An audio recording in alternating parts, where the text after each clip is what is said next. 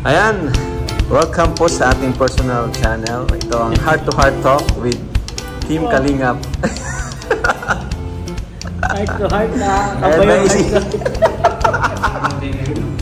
Grabe heart to heart talk bro, no? Naisipan natin ngayon si David, ang ating napunterya. Biglang heart to heart. Biglang talaga ito ha. Nabiglang ako bro eh. Kumusta naman bro ang birthday mo?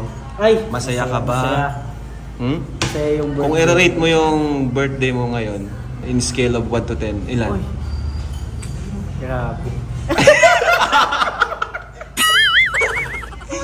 Yung birthday mo, sige, ngayong kahapon? 9. 9? Wow. O bakit 9? Ba't parang may kulang? Ano yung kulang?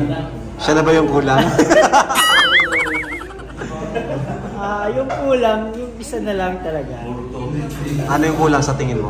Tingin ko yung katulad nga nung sabi nila ng lahat. Inspiration. Alam ko na yan. Alam ko na yan bro, kung ano yan, kung ano din mo sabihin sa bagay, ano? Iba pa rin yun talaga. Iba yung tama. Gets ko na bro, gets ko na. Gets ko na. Nakalimang gets ko na din po yun. Ano yung pinaka-wish mo ngayong birthday mo bro? Pinaka-wish mo talaga na top of all. Top of all? Siguro ano ba, material or ano? Ikaw? Girlfriend? Emotional or psychological? Grabe yung heart to heart talk natin. Sige, ganito na lang. Simulan natin sa material. Material muna. Material. Sa material, talagang diba? Kotse? Pwede. Top talaga yung bahay. Bahay? Okay. Kasi, babilang kotse, wala naman akong paparkan. Okay. Sa emotional naman? Yung feelings mo, kung gusto mo bang ma-in love. Actually, nakakamiss din yung feeling ng in love. Namiss mo yung feeling ng in love? Oo, parang... Ano ba? Kailan pa yung huli? Ha? Kailan pa yung huli? Nararamdaman mo? Kailan pa yung huling in love ka? Kahapon. Grabe! Tagal na din siguro. Years na din. Years na rin. Bakit ba ang isang David ba mabilis ma-in love o actually, matagal ma-in love? Mahirap siyang ma-in love. Sa totoo lang, mabilis eh. Uy! Parang, pero yung... Napawisan ako Mabilis sa totoo lang. Pero yung pag-sustain yung paano mo tutuloy-tuloy. Mahirap yun eh. Kapag nabigay mo na tapos hindi ka nasuklian. Yun medyo... Paano mo nasabi na paano mo masasabi na ikaw ay isang in love na? Na ikaw ay in love na? Ako? Kapag... Mabilis lang eh. Pagka palagi mo iniisip. Lagi mong hinahanap. Gano'n naman lagi eh. Ganda naman talaga. Normal yun. Lagi mong iniisip na puntahan. Ay, ganda pala si David na in love. Ayan, so tapos na tayo sa material, no? Sa emotional, sa spiritual. Ano yung wish mo or prayers mo? Sa ministry, mas mapalawak pa yung ministry. At sa personal, yung Bible reading talaga. Bible reading? Oo. Okay. Kasi maras naman tayo. Yun ang ating Yun yung kulang talaga sa... Kadalasan ngayon, yun talaga. Sa mga Christian ngayon, yung pagbabasa ng Bible. Minsan kinukulang, no? Sa sobrang busy. Pero dapat... Pero di naman nawawala. Di naman nawawala. Kulang lang. Kinukulang lang. Kumusta naman Kuya David ang pagiging kalingap? Kontento ka ba o parang may kulang pa? Bro, sa pagiging kalingap, parang sobra pa sa kontento bro. Oy, grabe. Fulfilling kasi yung pagiging kalingap. Kaya nagpapasalamat nga ako bro na isama mo ako dito sa grupong ito kaya.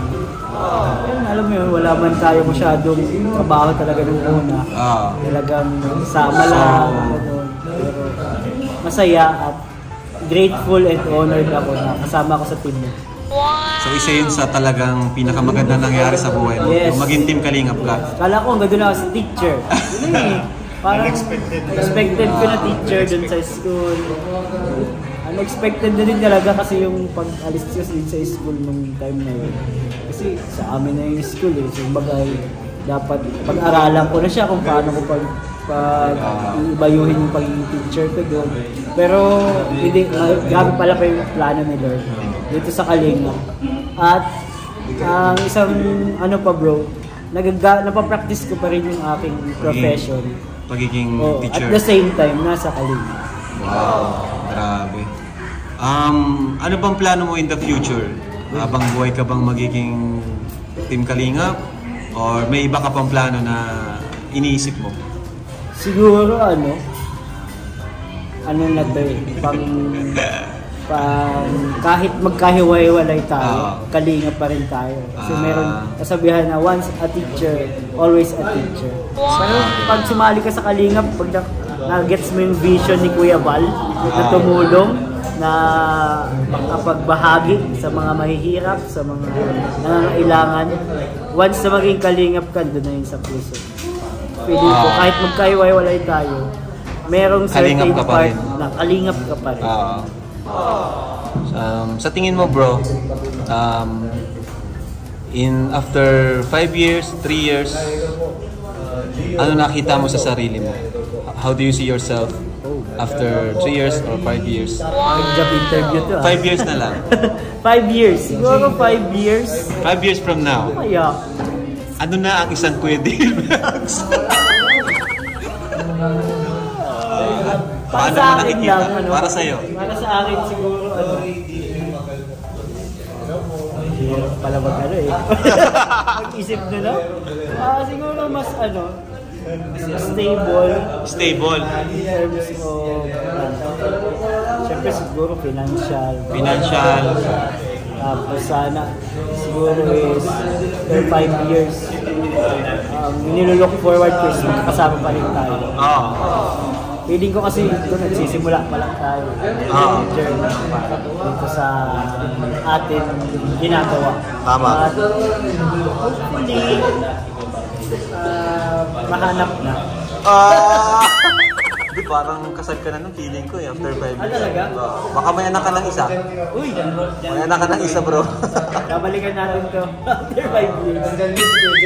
Ayan, siyempre, ang image ng isang Kuya Dave Vlogs ay talagang masayahin and friendly. Para kasing tuwing nag-vlog tayo, palagi kang masaya eh. Minsan ba, tinatago mo ang lungkot sa iyong mga ngiti? Kasi tingin ng mga viewers talaga, kamasiyahin, jolly, no?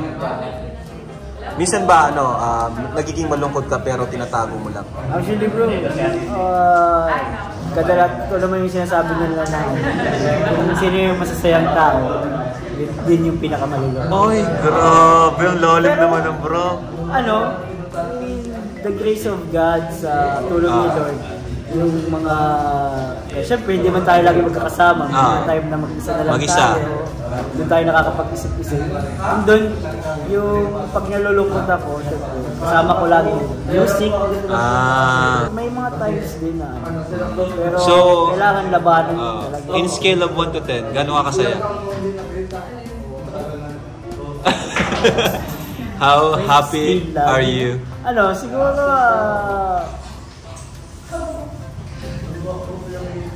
8. 8. Not bad, not bad. Kasi yung mga pangarap mo yung not isa, bad. tapos yung isa yung makareto. Isa pang pangarap.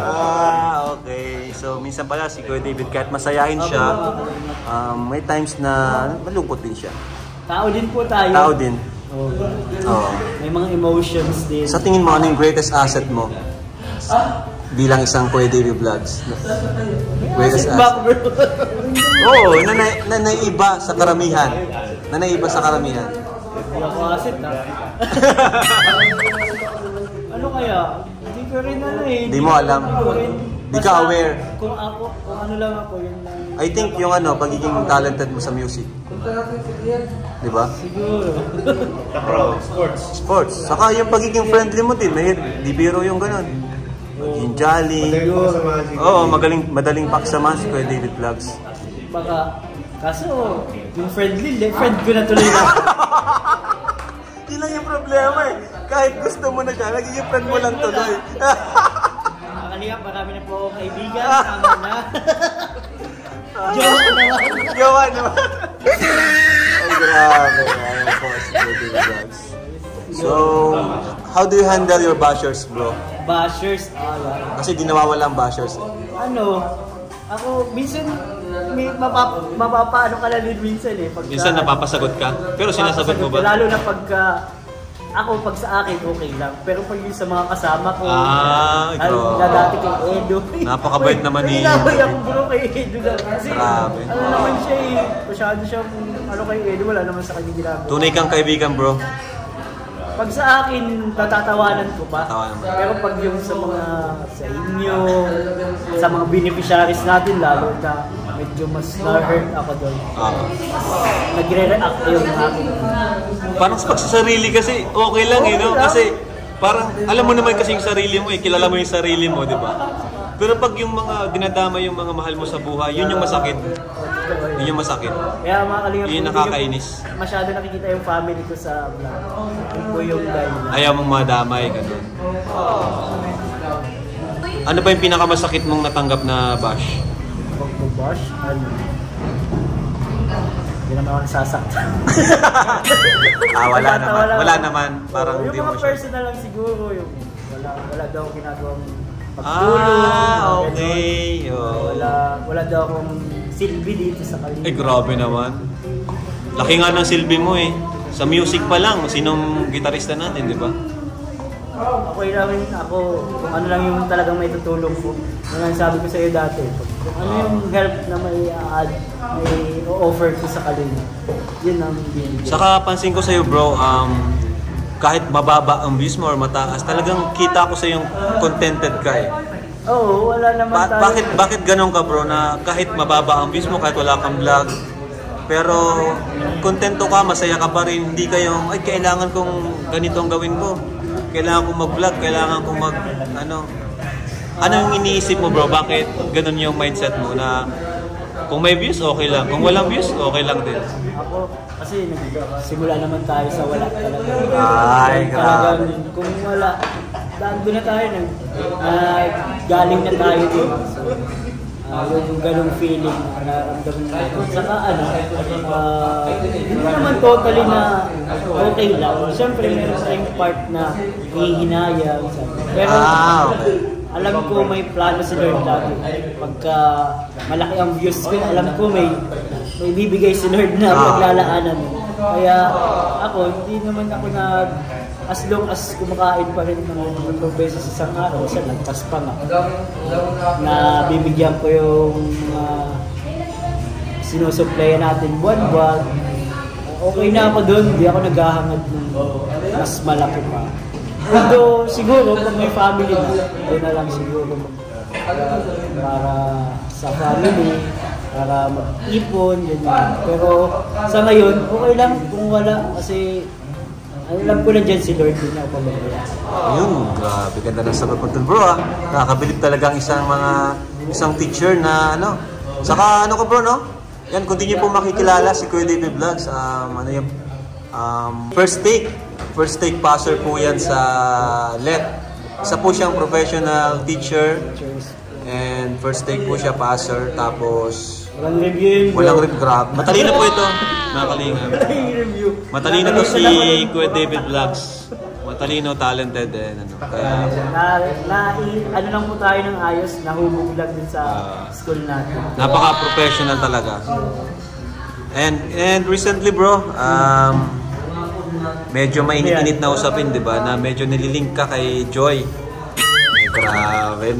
Pangiti ka dun, bro, ha? Pag nabanggit ko lang pangalan na Joy, iba na yung ngiti mo. Ano masasabi mo dun, bro? Na parang nililink kayo ni Joy? Okay lang. Okay lang. Okay lang naman. Si Joy ba ay pasado sa standard mo? Pasado ba siya sa mga tipo mo sa babae? Standard talaga. Hindi, may kanya-kanya tayong tipo, di ba? May type. Ikaw, pasado ba siya sa type mo? Ganon. Kasi, alam naman natin na si Joy talaga maganda, matalino, mabait. Eh, sa'yo ba? Pasado ba siya sa'yo?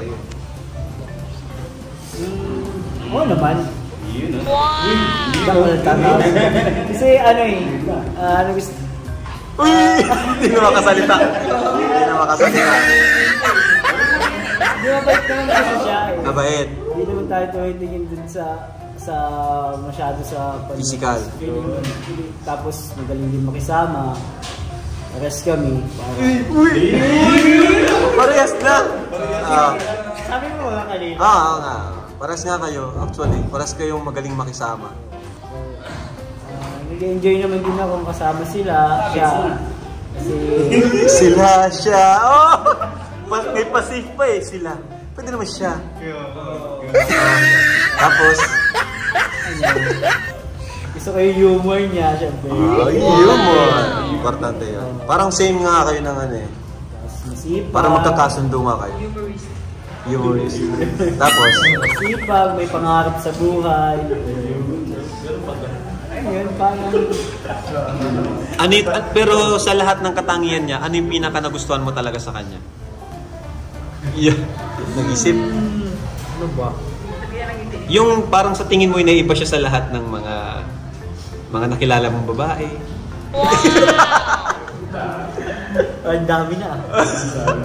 Ano, siguro O yung pinaka gusto mo sa isang babae na natagpuan mo sa kanya. Ano yun? Ano yung meron siya? Siguro yung matapang siya sa hamon ng buhay. Matatag. Okay. Minsan kasi di mo din siya makikitaan ng may problema pala sila. Di mo akalain na may problema. Kasi palagi siya nakangiti, no? Hindi siya nagsasabi, parang kinakayod sa sarili niya. Ano yun, nakakabilib sa isang babae na alam mo yun, parang siya yung nagdadala ng pamilya nila. Parang siya yung pag-asa eh. Tama, siya talaga yung pag-asa. Actually, lahat naman ng tinutulungan natin, parang nag-uusap na siya. Pero siya parang siya, papatuloy siya, may plano na siya kahit wala yung kanila. Diba, nabanggit din sa mga vlogs na ito. Hindi niya akalain na magkakaroon ganun kabilis. Ibig sabihin, may ano na siya na-force niya na magkakaroon din kami ito. Pero ito yung... yun nga na pagka-ano ko sa kanya, ano lang siya, positive lang siya, kahit grabe ang problema nila. Yun nga. Yun, so yun lang. Mahal na mahal niya si mama niya. Oo, ano rin, family-oriented. Sobrang ano niya si mama niya. At maganda yun sa isang tao. Mahal mo yung magulang mo, ibig sabihin marunong magtumalang. Galing. Sa nagpa-aral sa'yo, Tama. sa'yo, nabuhay sa'yo. So, yun, sa magandang kapamilya. So, ayun, salamat bro sa Heart Talk natin. Abangan na lang ang part 2 kung nabitin sila. Ayan, thank you mga kalingap. God bless. Subscribe niyo po, Kuya David Vlogs. Salamat po sa lahat na nagsusupport. Kahit po yung mga contents natin ay hindi naman talaga masyadong seryoso. Good vibes lang. Salamat po. Asahan niyo po yung paglingap ko. Ay bubuhos ko lahat ng kaya kong gawin sa Team Kalingap, sa pagtulong kay Kalingap Rob, kung ano man lahat ng aking skills and talents na pinagkaloob ni Lord, gagamitin natin sa Kalingap. Yun. Salamat bro. So ayun mga Kalingap, tapos na po ang ating Heart to Heart Talk with Kuya David Vlogs. Kung may gusto po kayong i-heart to heart talk natin sa sunod na vlog, comment lang po sa baba kung sino. So thank you. God bless sa lahat.